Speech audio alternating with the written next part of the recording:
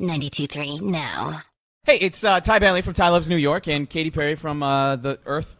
California. Well, I mean, Santa Barbara originally. I put out a song called California Girls. You'd think that maybe you'd know. I know all about you, Katy. In fact, one of your friends, Bonnie McKee, was up here a couple weeks ago. Awesome. Yeah. I saw her yesterday. She's actually in the city right now. She seems to like New York. She's taken to the lifestyle. Yes, she loves it. And we went vintage shopping yesterday. Well, that's where you guys met originally, right? Actually, we did. Shop? Bonnie McKee is one of my favorite girls. She's also an artist now, but we do a lot of songwriting together. Tons. And we wrote this new song, Roar, together. Yeah. But I met her at a vintage shop when I was trying to sell some vintage clothes to the store, and she was trying to do the same thing because we were super, super poor. Yeah, I mean, just eking by in California, right? That's in LA. In the negative, always in the negative. Couldn't get the car out of impoundment. Right. It was pretty bad. But you Taco Bell was always there for us. 5 number ones.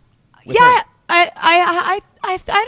I don't remember how many, but a lot. Yeah. One day I called her in and I said, "Hey, you want to start writing for the next record?" Because we'd never written together, but I knew that we had the same kind of style and language and perception on life, and I appreciated her vision. So I said, "Come and share it with me on my records." Well, you know what's cool about you guys? You remind me of each other stylistically for fashion too. Like you just have that. No rules kind of fashion. Hold on. I cannot fit my big old booty in those shorts. In the jean shorts? Yeah, she only ever wears shorts, and also she only ever wears heels. That's the thing is when we go to Santa Barbara to record and stuff, you never see that woman in a pair of Uggs or like tennis shoes. She's always trotting around like a pony in heels. Yeah. Well, and she knows that's like her asset. That's what she needs to do. Her asset, yes. But I always wondered this about you, and especially ever since I saw Part of Me, the movie. Yeah. I always thought, well, does Katy realize that she's dressing in a way that affects people in like you bring joy to people just through like the blue hair or the clothes and stuff? But is that why you originally started doing it? Was to change people's moods while they were around you, or was it just I do everything for myself. Basically, I'm basically super self-serving. No, I mean, I just do it because I like to have fun. It's entertaining, exactly why you dress up. Sometimes people dress for the gays. Sometimes people dress for the husbands or the boyfriends, or, sometimes they dress blah, blah, blah for anyone. I dress for myself, and I hope everybody likes it. When did you start doing that? When I was 13, I started cultivating my own style. Actually, a little bit before that, I can remember specific outfits that I would pick out at Express or BB if we were really splurging. They call it Bebe, BB. Bebe. We still don't know. I have a little Bebe. Yeah, you do have a little Bebe. But I started to learn how to do this thing called the jitterbug, which is a vintage swing dancing. Of course. Oh, I know the jitterbug. Okay. So I went and I took lessons, and then I saw that everybody was dressing in this kind of 1940s way, and I started to adapt that style, which was perfect because when you don't have any money, you go to the garage sales, the thrift stores, and the vintage shops, and that's what I was doing. So is this Wham inspired? Wham! Like the jitterbug. You remember that? No, I wasn't there. I was born in the 80s, but I wasn't Wham. I didn't know about it. Okay. No, but I guess right now it's just kind of like it's like a little bit like Spice Girls meets Courtney Love meets a little bit alternative. It's a lot less character. Like, I really enjoyed putting on this character for Teenage Dream, that was like very larger than life and fun and full of candy and confectionery. And then I got punched in the face, and reality kind of served me a little bit. And so now it's a little bit more. It's more me, actually. It's your personality. It's me. But in any given year, it is your personality. Yeah, right? yeah. Sometimes it's exaggerated versions, but I'm not really playing a character anymore. You're just kind of getting me as I come. So is Prism going to be a little bit different? The new album, by the way, comes out October 22nd. Yes, look at you. You know your dates. Yeah. It's 9 days after my birthday, and I was like, well, that'll be a good present for me. Oh, you're a Scorpio. I am barely not a Scorpio. Because I think the day that your album comes out is Scorpio Day. Before that, Libras. Oh, yeah. So you're not a Scorpio. No. Libra. October 13th is my birthday. Oh, you're 13th. I'm doing math wrong. It's too early in the morning. Direction. Yeah, I'm 25th, so I'm Scorpio. Oh, awesome. Yeah. But you're very pragmatic. Did I hear you were using astrological cleansing as a way to get into this album? At all. That's how rumors get started. No, it's not. You said it. No, I mean, I was just like, I'm very interested in the stars because they existed before us and will exist after us. But basically the reason why I call the record Prism is for a while, when I was about to start the record in last November, when I started writing it, I was kind of in a dark place in my life. Not dark, but I mean, it's not like super dark. Well, you were really sweet to share that with fans, though. We all know what you went through, and you put it into the movie, and you let us see some of the most vulnerable stuff I've ever seen from an artist, especially somebody producing their own documentary, allowing that. Yeah. Thank you. But I transitioned. I let a lot of light in, and that's what a prism does. You know, a beam goes through it, and then all of a sudden it shoots out all kinds of colors on the other side. And that's how I feel like I am, as I let a lot of light in. It served me well. It taught me great lessons. I feel like I've matured and grown, and I can take on the next era of who I'm turning out to be. And I'm so happy I get to kind of shine all these beautiful colors and truths out to my audience through these songs. Well, Roar seems like a good first single off the album. Yeah, then. well, I mean, it's like it demands attention. You're gonna hear me roar. And it's like, I'm back. This is ready for what else is gonna happen. Well, it's just it's one flavor out of the whole record. I'm very excited to show the rest of it. It's I didn't set out to make Teenage Dream ×2 or a duplicate, but I'm very proud of what I've done. Is it nerve-wracking? Enrique Iglesias was here a couple weeks ago and told me that it's still scary for him after all these years and all this After all these years, I'm sorry, like he came out in early 2000s or late 90s and he still looks like the same. Right. He hasn't aged a day. He's wearing like the same gorgeous baseball cap and like white shirt and has like washboard One drastic abs. change. What? You don't know?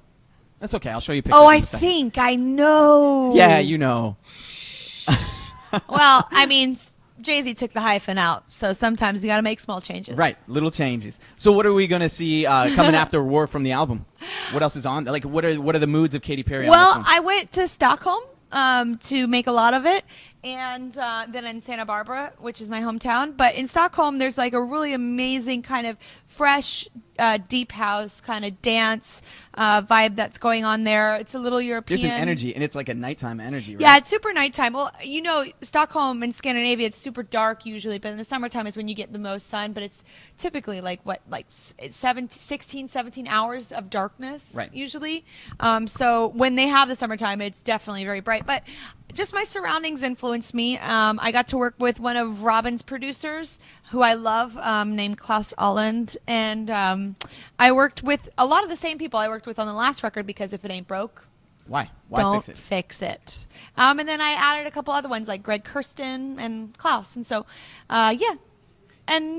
It's really funny to me. I watch you, and you're always so you. And if we watch, who else would I be? Well, I don't know, like Bill, some dude named Bill. You ever do that? You ever just dress up like a dude and just wander around town so nobody knows who you are? Do you ever do that? I constantly try to do that. I am a lady. My name is Tiffany. Tiffany. Can't tell. Is I that grew- your I alter grew out ego stubble. when you have a couple? No. No. What? Tiffany? Why would I go that direction? Wow, this is getting very strange. Well, early in the morning. So early on in your career, you went to a lot of record labels, and I like seeing artists that like really know who they are. And I think the same thing of your friend Bonnie is the idea that they really know what they represent.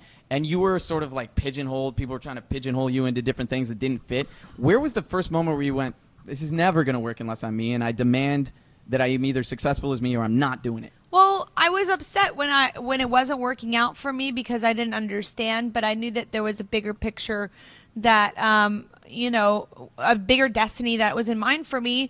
And for some reason, like, I was going through all these ups and downs, but they weren't affecting me so intensely that I couldn't move forward with my life.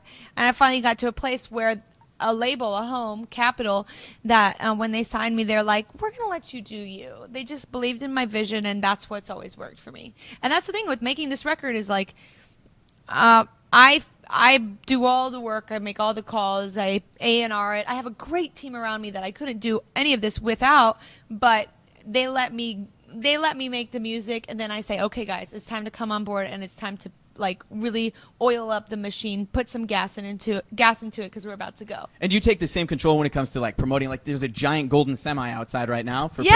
Well, it's a collaboration of ideas. We really have like a creative atmosphere between my record label and my management and myself and my friends. My friends who are, some of them are DJs, some of them are artists, some of them are very social, and they're involved in the entertainment industry, and they just all have a really nice pulse on what's going on, and so we all share.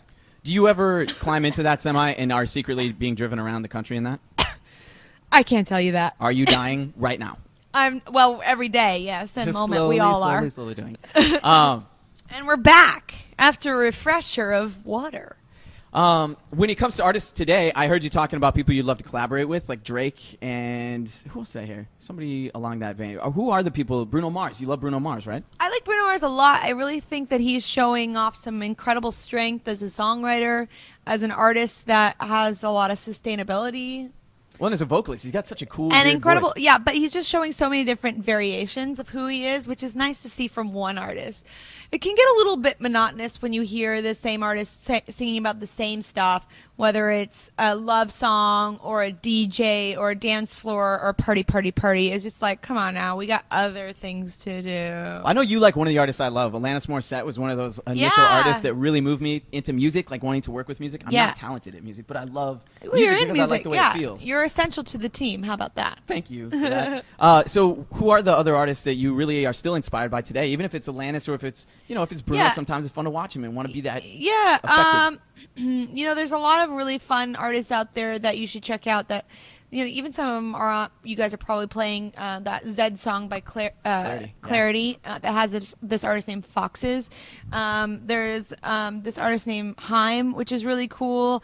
Ellie Goulding, you probably play some. I love like kind of European females, English. I've always really loved Marina and the Diamonds. I love new music. While I've been gone, you'll see on my Twitter feed that I'm always trying to introduce new artists. I do. I see you retweeting a lot of people that you like, whether it's fans or it's the artists themselves of the songs you like. Fans, especially when it's time to put out the song. I've been retweeting a lot of that, but definitely I have no problem sharing the spotlight with anyone, especially if they're bringing something good.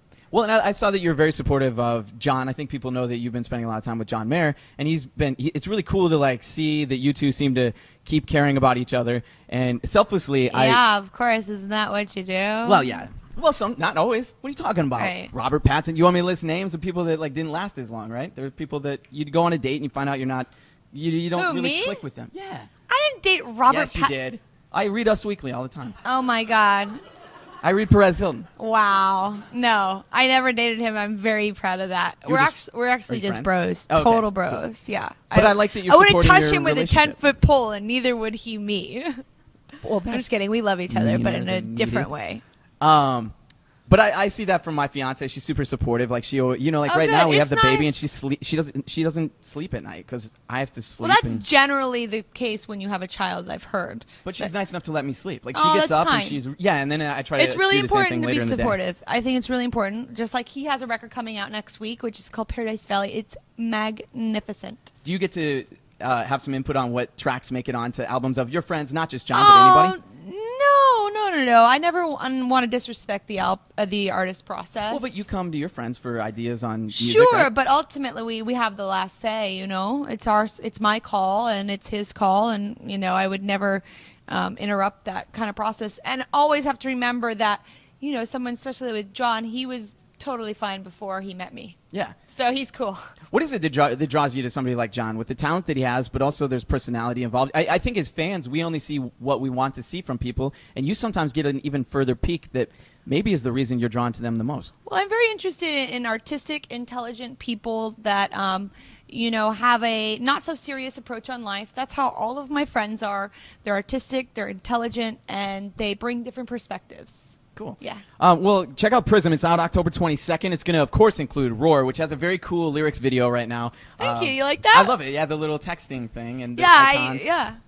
Was that your idea? Yeah. Did you do it yourself on an iMovie program? I did it, but I did it with one other person, but I kind of steered the whole thing. I was like, we got to do this idea. I was very excited to That's the fun thing about YouTube and stuff like that right now. You can release all these creative outlets. There's no reins on anyone. It's like if 19 videos for one song. Yeah, you could. I mean, you want to make sure that people are paying attention, and sometimes if you release too much, it's overkill, but I'm very proud of it. I like it. I mean, Thanks. You've been involved in some fun videos. The real music video is going to be very fun. Do you want to give us one word clue toward what the theme is going to be? Oh, if I give you one word clue, it would give away the whole theme. It's just so specific. So let's just say, okay, I can give you this. It's green.